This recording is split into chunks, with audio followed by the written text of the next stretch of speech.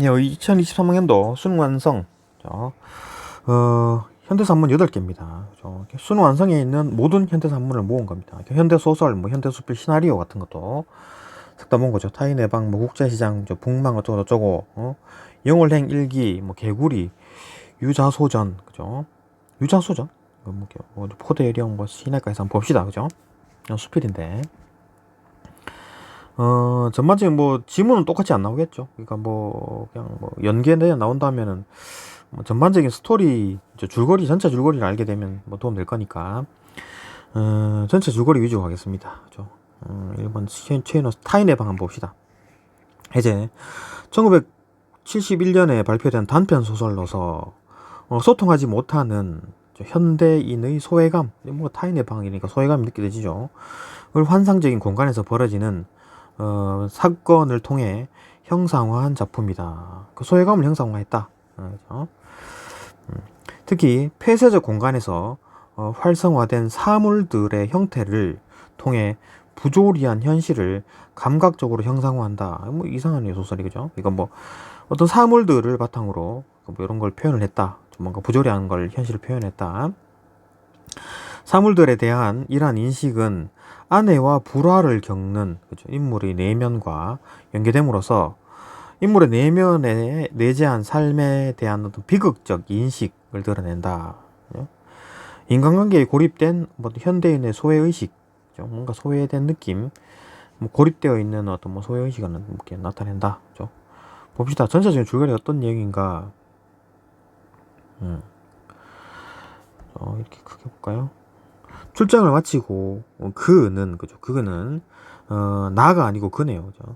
자신의 아파트로 돌아온다. 그는 친정 아버지가 위독하다는 소식에 집을 비운다는 내용이 담긴 아내의 쪽지를 발견한다. 친정에 간다는 얘기네요. 아내가 텅 빈 집에서 심한 고독을 느꼈다.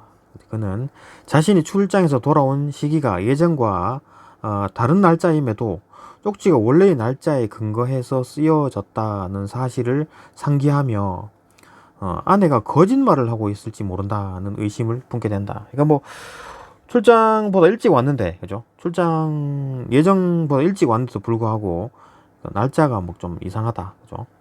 그러니까 조금 더 의심을 하게 됐다. 이때 그는 방의 분위기에서 수상한 낌새를 느끼기 시작한다. 방에서 방 안의 물건들이 움직인다는 느낌을 받게 된 것이다. 이거 뭔가 좀 환상적인 얘기네요, 그죠? 그러자 그에게서 물건들이 낯설게 보이기 시작한다. 방 안의 모든 사물들이 마구 움직이자 그는 방을 빠져나가려 하지만 몸이 굳어지며 움직이지 않게 된다. 이거 호러인가요, 호러? 다음날 오후 한 여자가 방에 들어선다. 지금 몸이 굳어져 못 움직이고 있는 상황에서 다음날 한 여자가 방에 오네요. 그녀는 방 안에 새로 생긴 물건을 발견한다. 이거 그겠죠. 그죠, 남편. 그녀는 그 물건에 관심을 기울이다 이내 실증을 느끼고는 그것을 다락에 처박아 버린다. 뭔가 그죠, 환상적인 소설이네요. 뭔가 사실성이 없고. 그리고 그녀는 남편에게 친정 아버지가 위독해서 집을 비운다는 이전과 같은 메모를 남기고 방을 다시 떠난다. 이건 뭔가 좀 사실이 아니고 좀 황당한, 하여튼 어쨌든 뭔가 소외의식, 이런 거를 나타내고 싶어 하는 소설이다라는 거죠. 그죠? 내용이 그렇다라는 거고. 두 번째, 국제시장 봅시다. 박수진 각복, 윤석열 국제시장, 영화로 나왔던 거죠. 전반적인 줄거리 한번 봅시다. 해제, 이 작품은 1950년대 한국 전쟁을 시작으로 현재에 이르기까지 격변의 시대를 살아온 덕수라는 인물을 통해 가족을 위해 굳세게 살아온, 그죠, 부모 세대의 모습을 그리고 있다. 그죠? 산업화 세대죠. 열심히 살아온 사람들. 흥남철수, 파독, 그러니까 독일에 이제 파견된 어떤 광부, 월남, 그죠, 베트남 전쟁, 그 다음에 이산가족 찾기 등 대한민국의 역사를 관통하는 사건의 중심에 서 있던 주인공의 다사다난함, 그죠, 덕수가 주인공이니까 이 사람의 어떤 다사다난함을 통해 평범한 사람들의 삶과 가족 간의 어떤 사랑을 여실히 보여주었다는 평가를 받는다. 이렇게 이제 고생하고 살았던 사람들, 그러니까 뭐 지금 한 5, 60대 이런 사람들 있죠. 60대, 70대 그 사람들 힘들게 살았죠. 그죠? 그거를 이제 단물 빨아먹고 있는 사람들이 이제 3, 40대 사람들이고, 그 뭐 아무것도 모르는 사람들이 이제 20대 이하죠. 그죠? 어쨌든 봅시다. 주제, 그죠? 역사적 사건들 속에 드러난 평범한 사람들의 사랑이다. 평범한 사람들의 사랑이다. 전체 줄거리 한번 봅시다. 흥남철수 과정에서 아버지와, 그죠? 막내 동생을 잃어버린 독수. 아, 이거 뭔가 이상한 가족이네요. 어머니, 동생들과 함께 피란하여, 이거 아버지, 막내 동생 못 오고, 어머니와 동생들과 함께 왔다. 부산에서 이제 터를 잡는다. 부산에서 성장한 덕수는 동생의 이제 대학 진학을 위해 파독 광부로 떠나고 돈 벌리 갔겠죠. 그곳에서 만난 파독 간호사 영자와 사랑에 빠진다. 갱도 매몰 사고로 죽을 뻔했다가 목숨을 거친 덕수는 한국으로 돌아오고 자신을 찾아온 영자와 결혼을 하게 된다. 덕수는 아버지가 만나자고 했던 약속 장소인 꽃분이네를 지키기 위해, 이거 뭐 아버지는 지금 못 왔죠, 그죠? 그 흥남철수 과정에서 못 온 사람인데 이때 약속을 했겠죠. 어디서 만나자고 약속을 했는데 그런 꽃분이네를 지키기 위해서 빚을 내 가지고 가게를 인수한다. 그러니까 요걸 이게 없어지면 아버지가 못 찾아오니까 그 빚을 갚기 위해 전쟁이 벌어지는 베트남에 또 가네요. 그죠? 그러니까 뭐 독일에 갔다가 베트남에 갔다가, 그죠? 가서 또 일을 하게 된다.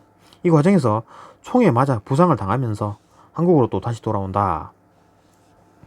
그 후 이산가족 찾기 방송을 통해서 잃어버렸던 막내 동생을 만나게 되고, 막내 동생을 찾게 되네요. 무척이나 힘들었지만 아버지와의 약속을 지키고 가족들을 위해 노력했다고 하며, 아버지가 이제 부탁을 했겠죠. 뭐 이제 그 성남 철수 과정에서 뭐 지켜라, 가족들 지켜달라고 얘기를 했겠죠. 하며 노력했다고 하며 자신의 속마음을 드러낸다. 덕수는 아버지가 나이가 많이 드셔서 오지 못할 것 같다고 하며 꽃분이네를 이제 정리를 하게 된다. 뭐 이제, 그죠? 나이가 많아서 못 올 것 같다. 뭐 이런 내용입니다. 그죠? 국제시장 좋은 영화였죠. 현대소설 봅시다. 현대소설 같은 경우에 똑같이 안 나오죠. 그죠? 그 뭐 가장 그 이제 그 연계율이 적은 게 아닌가. 똑같이 나오면 뭐 너무 쉽게 풀어버리니까. 이제 소설에 대한 어떤 뭐 해설 지문인데, 이건 빨리 한번 볼까요? 그러니까 뭐 틈새 메우기와 단절된 시간의 어떤 복원이다. 틈새 메우기, 단절된 시간의 어떤 복원? 그러니까 뭔가 메운다라는 느낌이 들죠. 복원한다. 그러니까 소송 북망 멀고도 고적한 곳, 이건 이제 설명을 하는 거네요. 그죠? 이것의 서술 방식이 소설의 주제를 나타내는 방식과 연관되어 있음을 설명하고 있다. 서술 방식이 뭔가 주제와 방식 자체가 이제 주제를 나타내는다. 특이하죠, 그죠? 뭔가 방식 자체가 어떤 뭐 주제를 드러내니까 뭐 좀 특이하다라는 거고, 청년과 노인의 만남에 의해서 의미에 주목하면서 이를 통해 드러나는 과거의 사실 속에는 전쟁으로 인해 훼손된 개인의 역사가 포함되어 있음을 밝히고 있다. 이를 바탕으로 북망, 멀고도 고적한 곳에 나타나는 개인의 삶과 거대한 사건 중심의 역사적 사건 사이의 연관 관계를 설명하고, 개인의 삶과 거대한 어떤 역사적 사건, 그러니까 개인의 삶들이 모여서 역사적 사건이 되는 거니까, 그죠? 또 역사의 큰 사건이 또 개인에 영향을 미치고, 그죠? 이런 관계, 그죠? 연관 관계를 설명하고 진정한 의미의 역사를 복원하려는 어떤 소설의 주제의식을 분석하고 있다. 북망, 멀고도 고적한 곳, 서자의 특징과 어떤 주제의식, 뭐 이렇게 총 6문단으로 이제 쭉 돼 있네요. 읽어보셨죠? 이런 것들. 그죠? 또 넘어갑니다. 이게 실제로 이제 소설 한번 봅시다. 어떤 내용인지. 뭐 북망 멀고도 고적한 곳, 황석영이 지었고요. 해제를 한번 봅시다. 1973년에 발표된 6.25 전쟁, 이 야기한 문제를 다룬 황석영의 단편 소설이다. 6.25 전쟁이 야기한 문제들. 만 하루가 채 되지 않은 시간에 전개되는, 그러니까 하루가 채 되지 않은 시간을, 소설이 전반적인 시간은 하루밖에 안 되네요. 그죠? 전반적인 시간은 전개되는 사건들을 서술하는 가운데 서술자의 개입이 절제된 장면화가 두드러지는 특징을 보인다. 그러니까 개입 없이 그냥 쭉 이제 장면만을 설명을 한다. 그죠? 뭐 어찌 뭐 동탄하지 않으리요 뭐 이런 얘기가 없다는 얘기죠. 선차의 개입이 이를 통해 전쟁으로 인해 파괴된 개인의 삶과 삶의 어떤 내력과 전쟁으로 인한 상흔이 현재에도 지속되고 있다. 그죠. 그때 이제 그 전쟁으로 인해 어떤 뭐 그런 나쁜 기억들이 아직까지도 영향을 미치고 있다. 그죠.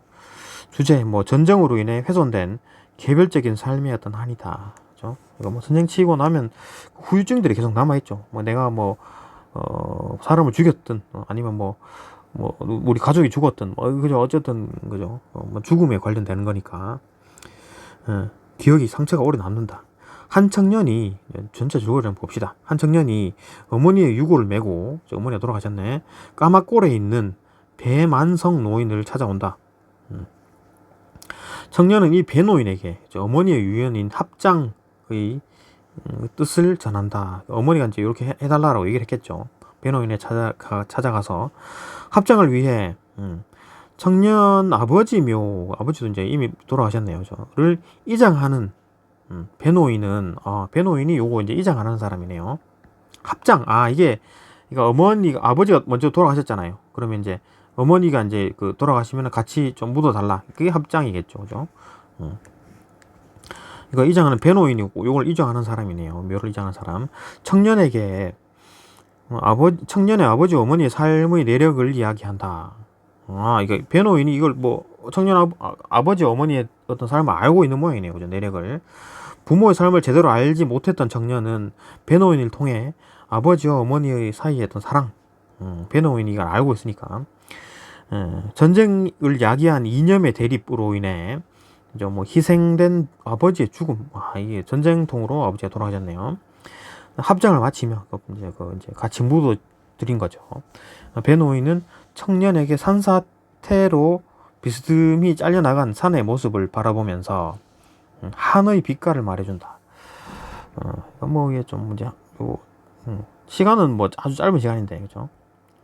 좀 이제 그 기억을 해내고 이제 뭐 그런 회상 장면 이런 게 있겠네요, 그죠? 또 봅시다. 영월행 일기 뭐 희곡이네요. 희곡 봅시다. 해제. 이 작품은 무대죠, 그죠? 무대 위 등장인물들이 또 다른 극을 보여주는 극중극의 형식을 통해 이거 뭐 무대가 있으면은 그죠? 무대가 있으면은 이렇게 무대가 있다, 그죠? 관중들이 이렇게 있고 그러면 이 무대 안에 다시 또 무대가 있고 여기서 연극을 한다는 얘기죠, 그죠? 여기 사람들이 관객이 있겠고, 그죠? 뭐 이런 얘기겠네. 극중극의 형식을 통해 조선시대 단종, 노상군을 둘러싼 단종 폐위가 된 거죠. 사건을 형상화한 희곡이다. 작가는 단종, 세조, 한명회, 신숙주 같은 역사적 실존 인물들과 작가가 창조해낸 허구적 인물을 활용하여 공연이 이루어지는 현재의 시점과 극중 속 과거의 시점을 교차하여 그러니까 이제 여기서 이제 그 공연이 이루어지는 거고 이 지금 과로운 관객도 있고 지금 실제 관객이고, 그죠? 실제 관객 희곡이니까, 그죠? 뭐 이런 어떤 현재 시점이 다 다르다는 얘기네요, 그죠?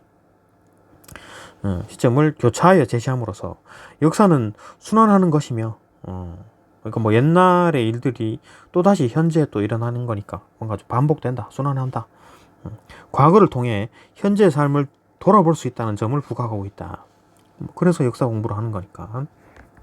또한 영월행 일기, 영월에 그 단종이 이제 일로 유배가 간 거죠. 영월로.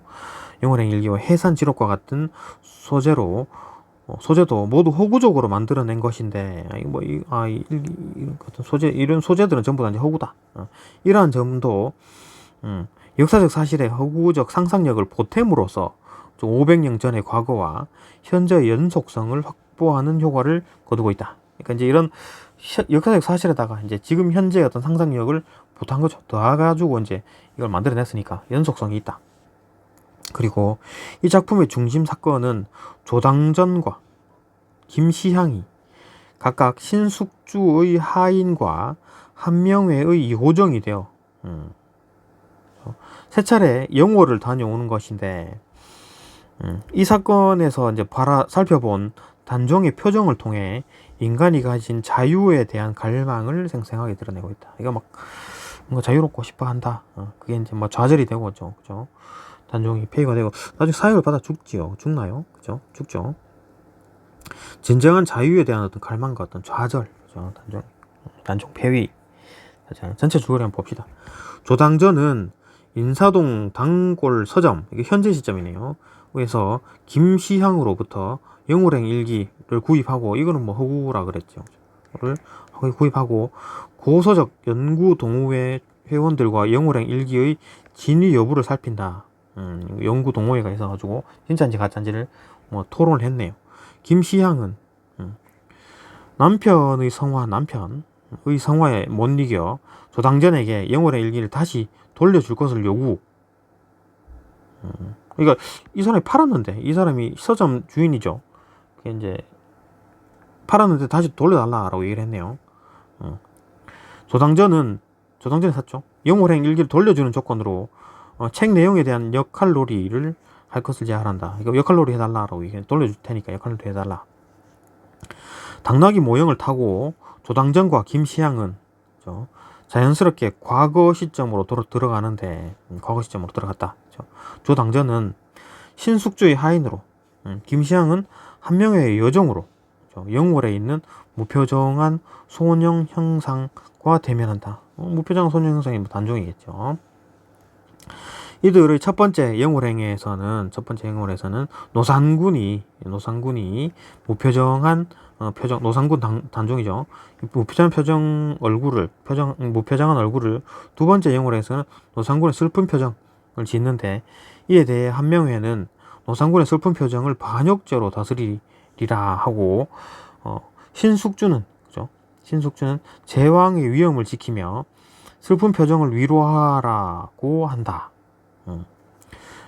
이에 세조는 결정을 미루고 세 번째 영월행 명령을 내리는데, 신숙주의 하인과 한 명의 여종, 그러니까 뭐 신숙주의 하인은 이거 지금 조당전이죠. 그 다음에 한 명의 여종은 이제 뭐 아까 서점 그 여자 주인 그 누구냐, 김시향이죠. 이 여종은 노상군의 기쁜 표정을 보고, 세 번째 기쁜 표정을 보고 돌아온다.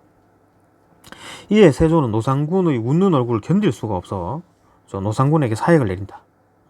다시 현재 시점으로 이제 돌아온 조당전은 책을 돌려주는 것을 요구하는 김시향에게 영월행 일기의 마지막 텅 빈 공백을 함께 써갈 것을 제안하지만, 김시향은 불안한 자유보다는 안전한 삶을 원한다고 말하며 책을 들고 조당전을 떠난다. 불안한 자유보다는 안전한 삶. 이거 뭐 자유가 이제 주어졌을 때 이제 약간 좀 불안한데, 이제 뭐 오히려 자유를 좀 잃더라도 조금 안전하게 살고 싶다. 그런 느낌 봅시다. 그럼 다섯 번째, 현대소설 개구리. 봅시다. 1955년에 발표된 우화소설이에요. 우화소설. 문명을 창안하고 발전시키는 데 작용하는 인간의식이 세계 질서를 자의적으로, 인간의 의식이 자의적으로 세계 질서를 자의적으로 조작함으로써 인간의 불행을 초래하고 있음을 비판한다. 인간의식이, 그죠? 문명을 뭔가 좀 자의적으로 조작함으로써 불행을 초래하고 있다. 이를 위해 개구리를 의인화하여 인간의 과도한 욕망을 비판적으로 형상화하고 있다. 그러니까 인간의 무지와 이제 과도한 어떤 욕망에 대한 비판. 뭐 계속 이제 문명이 너무 발전한다. 이제 과학기술 발전함에 따라 뭔가 환경 파괴 뭐 이런 것들, 그죠? 그런 얘기를 비판한다. 그런 건가요? 봅시다. 전체 줄거리. 제멋대로 자유롭게 살던 개구리들이 의인화했다 그랬죠. 이날 독수리들과 사자들이 살아가는 모습을 보게 된다. 자유롭게 살다가 독수리 사자들을 봤다. 얼룩이는 금수들과 달리 개구리들에게는 지도자가 없음을 인식한다. 개구리는 지도자가 없다. 이에 개구리들을 설득하여 제우스에게, 신에게 지도자를 보내줄 것을 청원한다. 제우스는 이를 노예근성이라고 이제 비판하면서, 또 얼룩이의 간청을 이기지 못하고 통나무를 개구리들에게 보낸다. 지도자가 통나무가 자신이 바라는 지도자의 역할을 하지 못하자 얼룩이는 재차 제우스에게 지도자를 보내줄 것을 청한다. 이에 제우스는 황새를 보내겠죠. 황새는 개구리들을 잡아먹기 시작. 이를 보다 못한 초록이와 검둥이가 제우스를 찾아가 황새를 쫓아줄 것을 청원하지만 제우스는 모든 것이 개구리들의 의식의 조작에서 나온 결과임을 말하고는 사라져버린다. 뭔가 욕망 이런 것들인가요, 그죠? 현대소설 6번째, 유자소전. 뭔가 좀 고전 소설 느낌 나는데 봅시다. 작가가 자신의 체험을 바탕으로 고전 양식인 그죠? 고전 소설 느낌 나죠? 의 형식을 차용하여 1991년에 발표한 단편 소설이다. 그죠? 해학적 문체와 사투리를 활용하여 유자의 삶에 대해 예찬하고 있다. 유자의 삶에 대해서 이해타산적 태도를 바탕으로 관계를 맞는 현대 사회에 대한 비판과 풍자. 그러니까 유자 이 사람에 대한 어떤 예찬하고 있다는데 비판하고 있다는 얘기네요, 그죠? 풍자하고 있다. 봅시다 어떤 내용인지. 충남 보령 출신의 유재필은 남의 아픔을 자신의 아픔으로 받아들일 줄 아는 나의 고향 친구이다. 고향 친구. 그는 유재필은 그죠? 학창 시절부터 특유의 부침성과 행동으로 학교의 명물로 불렸다. 중학교 졸업 이후에도 우연하게 얻은 기회 덕에 특이한 이력을 갖게 된다. 특이한 이력? 그는 제대 후에 군에서 배운 운전 실력으로 재벌 총수의 운전수가 된다. 그런데 그의 기질로 인해 총수의 눈밖에 나는 사건, 이거 너무 부침성의 행동이 하니까 총수가 별로 안 좋아했던 모양이죠. 그 후 노선 상무 좌천을 당하고 상무로 이제 좌천을 당하고 만다. 좌천된 상황에서도 그는 자신의 소임을 당하기 위해 매사에 남다른 노력을 또 기울인다. 조인이 안 있고 계속 이제 부친성 좋게 자꾸 이제 나대는 모양이죠. 말년에는 병원 원무실장으로도 근무했다. 하다가 시위 중 부상당한 사람들에게 치료하는데도 적극적으로 나선다. 평생을 남을 위해 살던 그는 결국 간암으로 죽음을 맞이한다. 그죠? 나는 유자소 전을 지어 그를 기르고자 한다. 이건 좀 너무 이제 다른 사람을 위해서 이렇게 너무 좀 이래 고생했다. 그죠? 자기 삶보다는 다른 사람들 이해타산. 그죠? 살아왔다. 전을 지을만 하네요. 그죠? 훌륭한 사람이네요. 포대령 봅시다. 현대소설이고요. 포대령이라는 희화화된 인물들의 행위를 통해 전쟁 경험의 상처를 형상화하고 있다. 전쟁 경험. 전쟁에 대한 얘기가 계속 나오네요. 소설에서, 현대소설에서. 전쟁에 대한 경험의 상처를 형상화하고 있다. 전쟁의 상처. 이런 얘기가 계속 나오네요. 현대소설에서. 특히 결말 부분에서 포대령의 독특한 행위가 자신의 비극적 경험을 감추려는 의도에서 기인한 것임이 밝혀짐으로써 반전의 효과가 있다. 그러니까 좀 뭔가 특이한 행동을 했는데 그게 이제 알고 보니까 뭔가 비극적 경험을 감추려는 의도가 있었다. 그게 이제 반전이다. 주제는 전쟁 경험으로 야기된 것도 고통스러운 삶의 형상이다. 계속 이제 반전에 대한 얘기가 계속 나오네요, 그죠? 봅시다. 전체 줄거리. 나는 달봉이라는 이름보다 포대령이라는 호칭으로 익숙한 군대 시절 연대장을 종전 후 명동의 한 다방에서 딱 마주친다. 이거 연대장이네요, 그죠? 김달봉이라는 연대장이고, 그죠? 이게 이제 포대령이라는 사람이네요. 이건 이제 이 사람을 나중에 만났다는 얘기죠. 전쟁 끝난 후에 한 다방에서 마주친다. 딱히 갈 곳이 마땅치 않았던 나는, 1인칭 금동호동 산꼭대기에서 포대령과 함께 생활을 한다고? 같이 사네요, 그죠? 갈 곳이 없어가지고 제대 후에도 현실을 전시 상황으로 인식하는 포대령은 채석장의 다이너마이트 폭음을 전장의 대포 소리로 간주한다. 이거 좀 정신이 조금 문제가 생겼네요, 그죠? 군대의 상호관계를 유지하던 나는 점차 포대령의 생활 방식에 반감을 갖게 된다. 이건 뭐 이제 계속 군대 생활을 하니까 뭔가 좀 자꾸 시키고 일을 시키고 그랬겠죠. 그죠? 반감을 갖게 되지. 마침내 나는 포대령에게 반감을 표출하면서 대립하게 된다. 이 과정에서 포대령이 전시에 전투 과정에서 아내를 잃었던 사실이 밝혀진다. 아, 전투 과정에서 아내를 잃었군요. 아주 안 좋았던 기억들. 현실을 전쟁 상황으로 인식하는 것을 멈추지 않았던, 계속 이제, 그죠.